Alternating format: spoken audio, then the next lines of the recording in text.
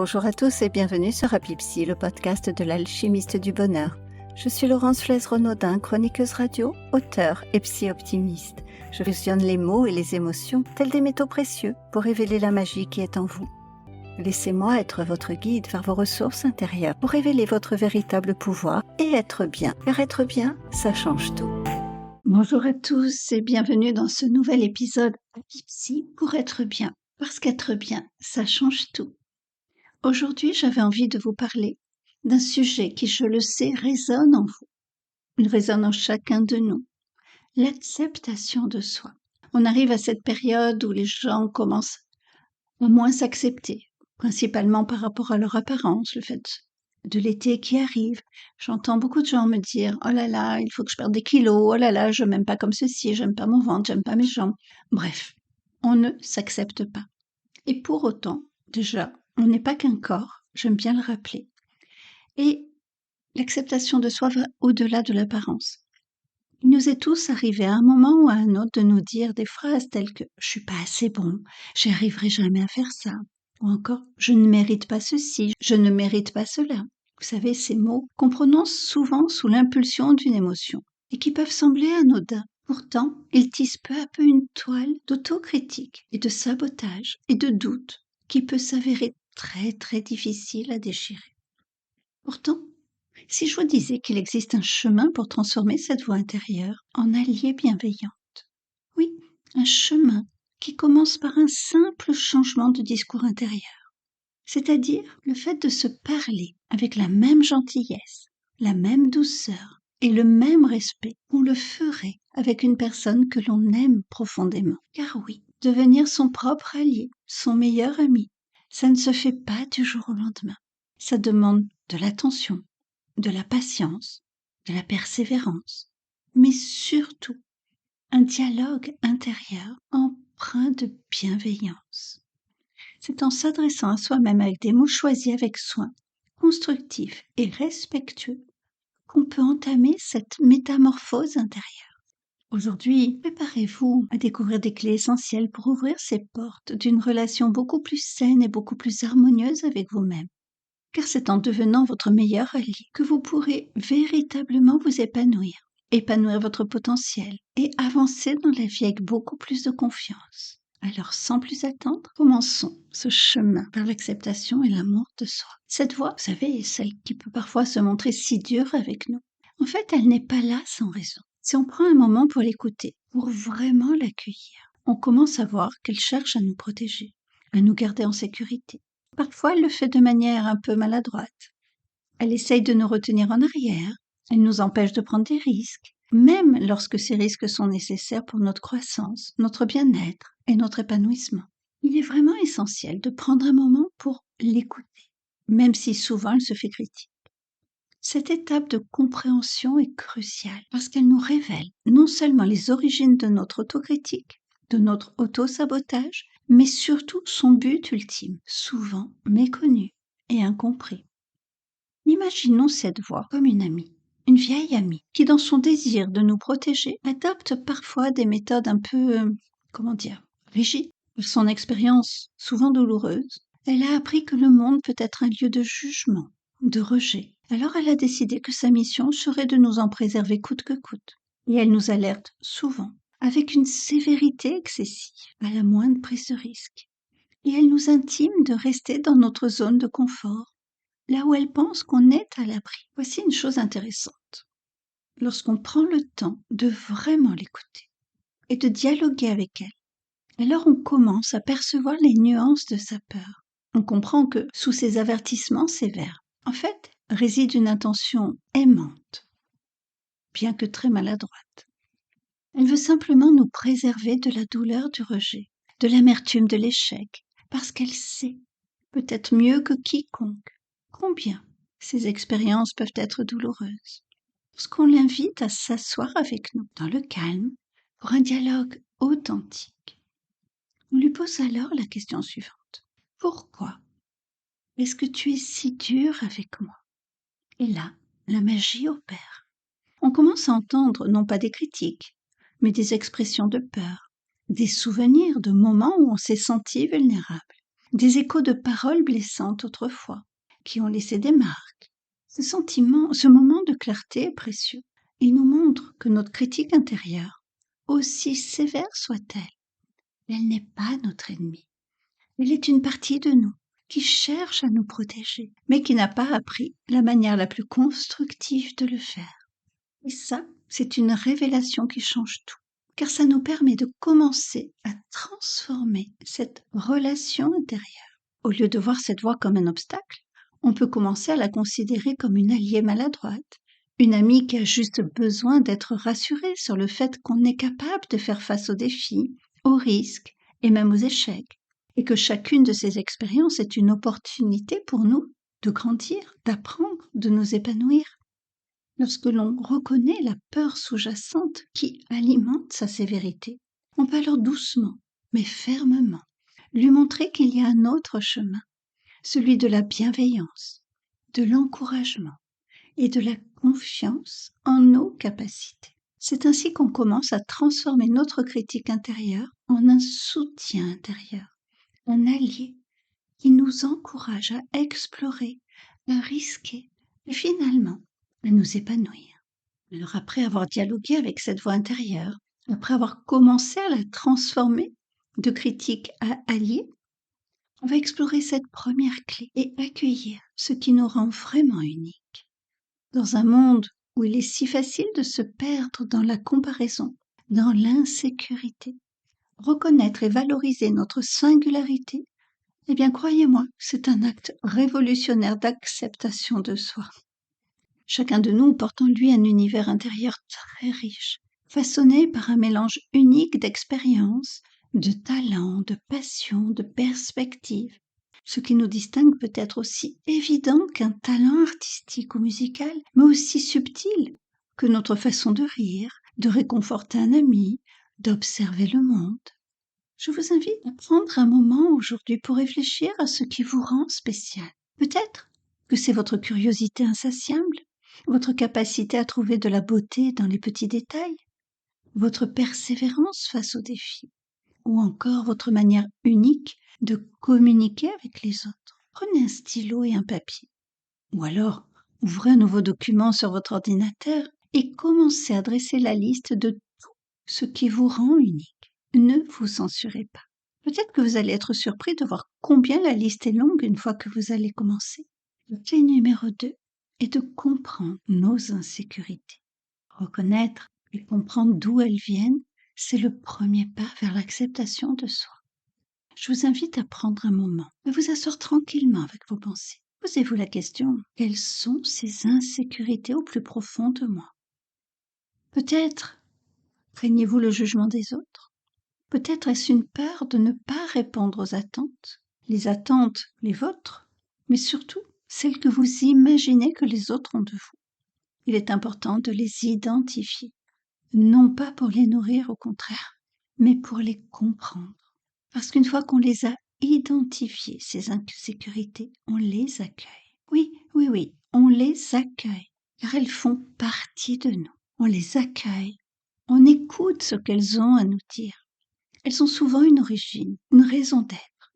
Et comprendre, entendre cette origine peut nous aider à les démystifier et à réduire leur emprise sur nous. Pour chaque insécurité identifiée, essayez de retracer son origine. Avez-vous été critiqué pour cela dans le passé?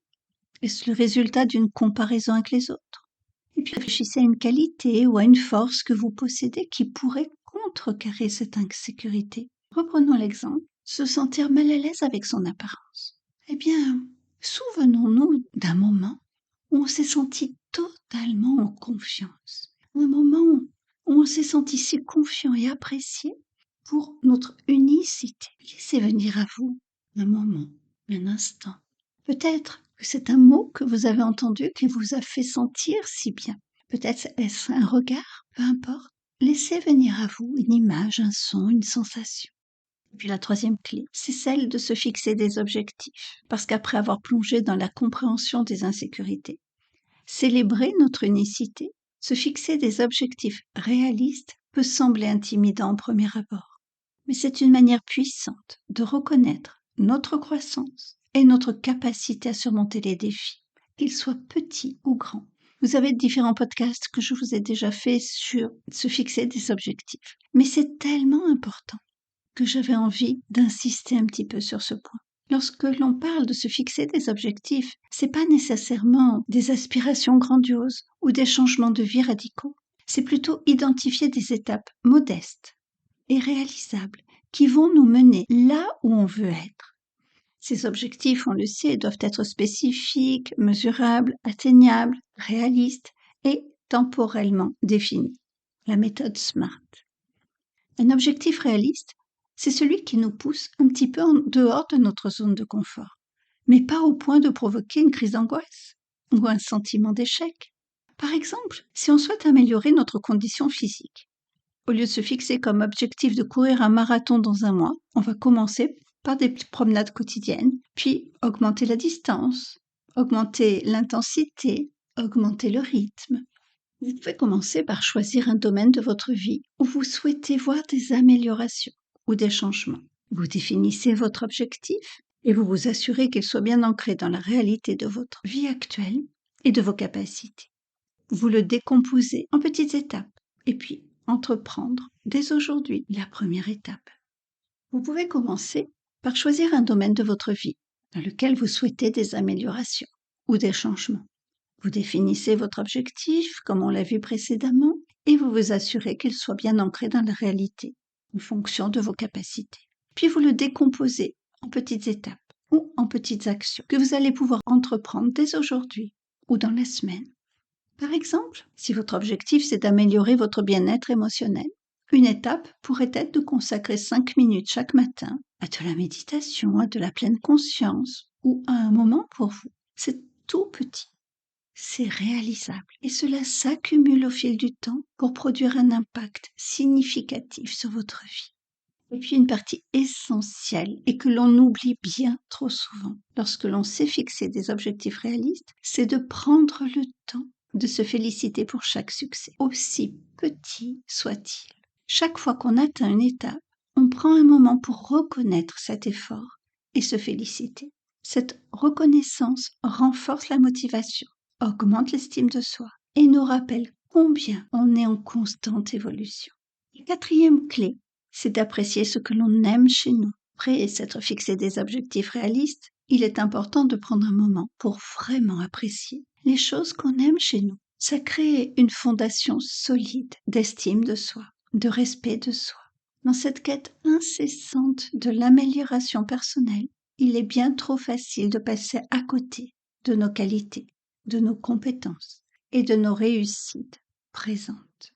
Pourtant, chaque personne possède des aspects uniques et des contributions précieuses qui méritent cette reconnaissance et cette appréciation. Alors, pour s'engager activement dans cette démarche, pourquoi ne pas commencer une liste de l'appréciation? Elle pourrait être tenue dans votre journal ou sur votre ordinateur ou même dans un simple carnet. Vous pourriez y inscrire 3 choses que vous appréciez vraiment chez vous. Ça pourrait inclure des réussites personnelles, des traits de caractère ou des passions qui vous animent. Chaque semaine, vous y ajoutez quelque chose de nouveau que vous avez reconnu et apprécié. Ça pourrait être une petite victoire personnelle, un moment où vous avez été particulièrement fier de votre réaction ou de votre comportement. Rappelez-vous, la simplicité est la clé. Ce que vous appréciez en vous n'a pas besoin d'être grandiose ou remarquable aux yeux du monde. Ce sont souvent les petites choses qui en disent le plus. Peut-être que c'est votre sens de l'humour, la manière dont vous traitez vos amis, ou simplement votre goût pour les petites joies de la vie. Et puis, la 5e clé, c'est d'apprendre de nos erreurs passées, d'admettre nos faux pas, réfléchir sur eux. Ce n'est pas un aveu de faiblesse, mais une marque de courage et un pas essentiel vers notre croissance personnelle. Reconnaître nos erreurs est une chose, mais les aborder avec bienveillance et compréhension en est une autre. Chacun de nous commet des erreurs. Ça fait partie intégrante de l'expérience humaine. Plutôt que de nous critiquer durement, accueillons ces moments avec douceur, comme des opportunités d'apprendre. Une manière constructive d'aborder cet apprentissage, c'est de tenir un journal. Lorsqu'on repense à une erreur ou un échec passé, on le note dans ce journal. La différence, c'est qu'au lieu de se concentrer sur la négativité, On s'interroge sur des questions telles que qu'est-ce que cette expérience m'a enseigné? Comment je peux agir différemment à l'avenir? Quelle qualité cette expérience a-t-elle révélée ou renforcée en moi? Et puis, se pardonner. Se pardonner, ça n'est pas oublier, ni ignorer ce qui s'est passé, mais plutôt nous libérer et accepter qu'on est humain, qu'on est imparfait et qu'on choisit de se libérer du poids de la culpabilité. Le pardon de soi, ça ouvre la porte à tellement de choses. Chaque erreur porte en elle les graines de la croissance, de la sagesse, de la résilience. Quand on aborde nos échecs avec curiosité et ouverture, une fois l'émotion passée, bien sûr, on peut découvrir des insights précieux sur nous-mêmes et sur la manière dont on interagit avec le monde autour de nous. Ces leçons, parfois durement acquises, c'est comme des cadeaux mal emballés qui nous permettent de transformer nos expériences passées en ressources précieuses pour ce voyage vers l'acceptation de nous-mêmes. Et puis la 6e clé, bien sûr, c'est d'être fier de qui l'on est, reconnaître et accueillir nos propres valeurs, nos réalisations et même notre parcours, avec ses hauts et ses bas. Être fier de qui nous sommes, c'est reconnaître que malgré les obstacles et les défis, on a des qualités uniques et des choses précieuses à offrir. Pensez à des moments dans votre vie où vous êtes senti particulièrement fier de vous. Ça peut être lié à des réalisations personnelles, des obstacles dépassés, des moments où vous avez agi en totale harmonie avec vos valeurs.